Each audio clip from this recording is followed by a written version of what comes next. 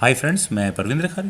Friends, अभी मैंने कल ही टाटा स्टील विकेंसी टूर्नामेंट के राउंड 3 की गेम जो कि विदित गुजराती और मैग्नस कार्लसन के बीच में खेली गई थी उसके ऊपर एक वीडियो बनाई थी जो कि एक काफ़ी लंबी गेम थी। लेकिन आज की गेम भी विदित गुजराती की है जो उन्होंने डच खिलाड़ी जॉर्डन वेन फॉरेस्ट के सामने खेली थी। फ्रेंड्स, इस गेम के बारे में मैं जो कुछ भी बताऊंगा वो इस गेम के बाद ही बताऊंगा। पहले हम इस गेम को देखते हैं। यहाँ गेम की शुरुआत की विदित ने D4 के साथ, तो जॉर्डन ने रिप्लाई दिया नाइट F6 से C4, then E6, night F3, तो D5, G3। और यहाँ ये पूरी गेम की पोजीशन ओपन कैटलिन में ट्रांसपोज हो गई है। फ्रेंड्स, कैटलिन ओपनिंग आप कह सकते हैं कि क्वींस गैम्बिट और रेती ओपनिंग का मिक्सअप होता है। यहाँ ब्लैक ने किया डी टेक C4, तो बिशप G2, देन C5। इसके बाद यहाँ विदित ने पहले कैसल किया जो कि ज़्यादा ज़रूरी भी था, नाइट C6, तो डी टेक C5। और इस बार ब्लैक ने यहाँ क्वीन एक्शंस की, queen takes D1, then rook takes C1, bishop takes C5, knight at B goes to D2, then C3। और सिर्फ एक यही तरीका हो सकता है यहाँ इस आइसोलेटेड पॉन से कुछ मैक्सिमम बेनिफिट लेने का। यहाँ यहाँ ब्लैक ने सी पॉन को आगे पुश करके वाइट का स्ट्रक्चर थोड़ा डिस्टर्ब कर दिया है। वाइट को यहाँ करना पड़ेगा B take C3, then black castles, knight B3, bishop पर अटैक, तो bishop E7, then C4, bishop D7, bishop B2, rook at F goes to D1, knight at F goes to D4, offering a knight exchange. लेकिन यहाँ black ने किया rook at A goes to C8, then knight B5। और अब यहाँ white अपने इस night को कहाँ लेकर जाएगा? मोस्ट प्रोबेबली है कि इस स्क्वायर से नाइट सिर्फ डी स्क्वायर पर ही ज़्यादा बेटर वर्क कर सकता है। तो ब्लैक ने यहाँ किया B6, तो नाइट D6। विदित ने अपने प्लानिंग के साथ काम किया, तो बिशप टेक्स D6। फ्रेंड्स, यहाँ अगर ब्लैक ये पीसेज एक्सचेंज ना करे और इस पोजीशन में अगर वो यहाँ अपने रुक को मूव करे C7 स्क्वायर पर, तो यहाँ इस गेम का कुछ ज़्यादा खास रिजल्ट नहीं निकल कर आएगा। वाइट यहाँ करेगा नाइट B5, अगेन रुक पर अटैक, तो knight at C goes to C8, then knight D6। और इस वेरिएशन का कोई यूज़ नहीं होगा। लेकिन यहाँ इस पोजीशन से जॉर्डन ने किया बिशप टेक्स D6, तो rook takes D6, then bishop E8, रुक एक्सचेंज ऑफर। और अब यहाँ वाइट को क्या करना चाहिए? आई थिंक रुक एक्सचेंज कर ले अगर यहाँ वाइट, तो भी शायद कोई प्रॉब्लम नहीं होगी। अगर वाइट यहाँ करता है रुक टेक्स D8, तो rook takes D8, then C5, okay, then B5। Black यहाँ पॉन एक्सचेंज ना करके अपने पॉन्स को आगे पुश कर सकता है और ये पोजीशन सर्टनली वाइट के लिए ही बेटर होगी। लेकिन यहाँ भी विदित ने रुक एक्सचेंज नहीं किया, उन्होंने यहाँ किया रुक D3, तो H6, rook at A goes to D1।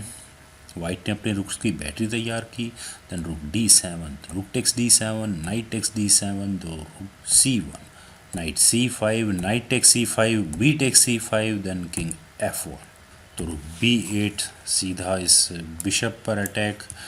तो विदित ने यहाँ पहले किया bishop takes C6, bishop takes C6, then bishop A3, bishop E4, then F3, bishop पर अटैक। और ब्लैक ने यहाँ किया बिशप B1, उन्होंने यहाँ पहले इस B2 पॉन पर अटैक बनाया। और फ्रेंड्स, काफ़ी अच्छा मूव है ये। तो विदित ने यहाँ किया bishop takes C5, then bishop takes A2, then bishop takes A7, rook पर अटैक, तो रुक B1, रुक एक्सचेंज ऑफर, जिसे अब यहाँ वाइट को एक्सेप्ट करना ही होगा। Rook takes B1, bishop takes D1, and finally यहाँ opposite coloured bishop and game start हो चुकी है। और यहाँ इस सारे मटेरियल एक्सचेंज में विदित एक पॉन अप है।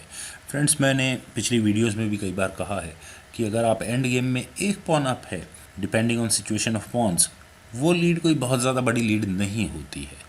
अक्सर उन गेम्स का एंड रिजल्ट ड्रॉ की तरफ ही जाता है। लेकिन विदित आज ड्रॉ के मूड में नहीं थे, उन्होंने यहाँ किया C5, तो king F8, then bishop B8, bishop E7, then bishop D6 check. और फ्रेंड्स, इक्वल गेम को किस तरह से ट्रांसपोज करना होता है आप इस गेम को देखकर काफ़ी कुछ सीख सकते हैं। यहाँ ब्लैक ने अपने किंग को E8 स्क्वायर पर प्लेस किया, तो C6, ताकि ब्लैक का किंग 7th रैंक में ना आ सके।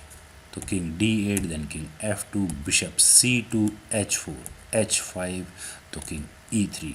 और फ्रेंड्स, यहाँ इस मूव पर विदित की एक्सपेक्टेशंस थी कि ब्लैक अपने बिशप को D1 स्क्वायर पर ही रखेगा, और उनकी यहाँ एक्सपेक्टेशंस बिल्कुल सही भी थी, क्योंकि अगर ब्लैक अपने बिशप को D1 स्क्वायर पर रखता है तो यहाँ वाइट को अपने इस E2 पॉन की डिफेंस के लिए किंग को इधर कहीं नज़दीक ही रखना पड़ता, लेकिन यहाँ जॉर्डन ने अपने बिशप को A4 स्क्वायर पर प्लेस करके पहले तो इस C6 पॉन पर अटैक बनाया। और फ्रेंड्स यहाँ ब्लैक की प्लानिंग ठीक भी है, क्योंकि अब यहाँ वाइट को अपने C पॉन को ही आगे पुश करना होगा और उसके बाद ब्लैक अपने किंग को इस बिशप के अटैक में लगाएगा।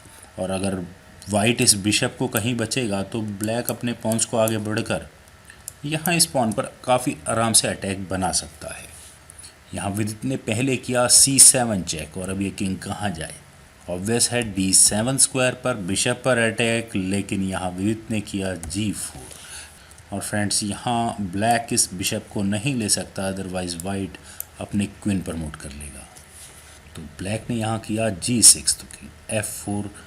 ब्लैक क्या करे F6, ताकि ये किंग 5th रैंक में ना आ सके। लेकिन यहाँ जॉर्डन ने अपने बिशप को मूव किया B5 स्क्वायर पर। उन्होंने यहाँ पहले इस E2 पॉन पर अटैक बनाया, और friends might be a bad angle.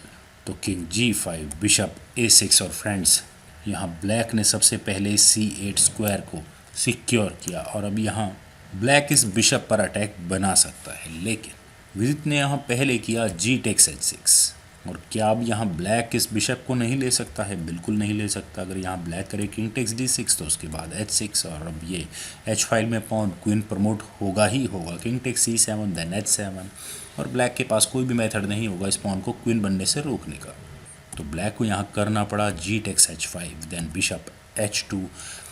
White ने सबसे पहले अपने बिशप को बचाया। Finally bishop takes C2 then king takes H5। और फ्रेंड्स अब यहाँ ब्लैक को क्या करना चाहिए? आई थिंक ब्लैक को यहाँ इस F3 पॉन को भी लेना चाहिए था, क्योंकि यहाँ एक चेक आ रही है। लेकिन अगर यहाँ ब्लैक ऐसा करे तो king G5 then bishop E2, और अब यहाँ वाइट अपने इस H पॉन को आगे पुश करके ब्लैक की गेम को यहीं डिस्टर्ब कर देगा।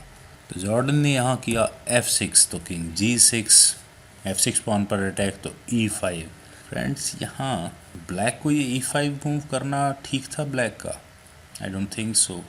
लेकिन और ब्लैक यहाँ मूव भी क्या चल सकता था? कुछ खास अच्छा मूव नहीं था यहाँ ब्लैक के पास। किंग टेक्स F6, और फ्रेंड्स क्या अब यहाँ ब्लैक इस F3 पॉन को ले सकता है? अगर वो यहाँ करे बिशप टेक्स F3 तो उसके बाद बिशप टेक्स E5, और अब यहाँ एंड गेम के लिए 2 पॉन्स ब्लैक के लिए काफ़ी बड़ी मुसीबत होने वाले हैं। तो ब्लैक ने यहाँ पहले किया king takes C7 then bishop takes C5 check, king D7 then F4। और अब क्या एंड गेम के लिए ब्लैक के लिए इस गेम में कुछ बचा हुआ है? मुझे तो कुछ ज़्यादा खास यहाँ नज़र नहीं आ रहा। जॉर्डन ने यहाँ किया king E8 then bishop D6, ताकि ब्लैक यहाँ अपने किंग को इस H8 स्क्वायर तक ना लेकर आ पाए। तो ब्लैक यहाँ क्या करे? किंग D7, और अगर यहाँ से ये गेम आगे बढ़ती है तो bishop B4 then king E8 then king G6, bishop D5 check then F5। और फ्रेंड्स यहाँ इस पोजीशन में ब्लैक के पास रिज़ाइन करने के अलावा और कोई दूसरा रास्ता नहीं होता। लेकिन यहाँ ब्लैक ने अपने बिशप को मूव किया, और वो भी H5 स्क्वायर पर। और फ्रेंड्स ये मूव थोड़ा ठीक नहीं है।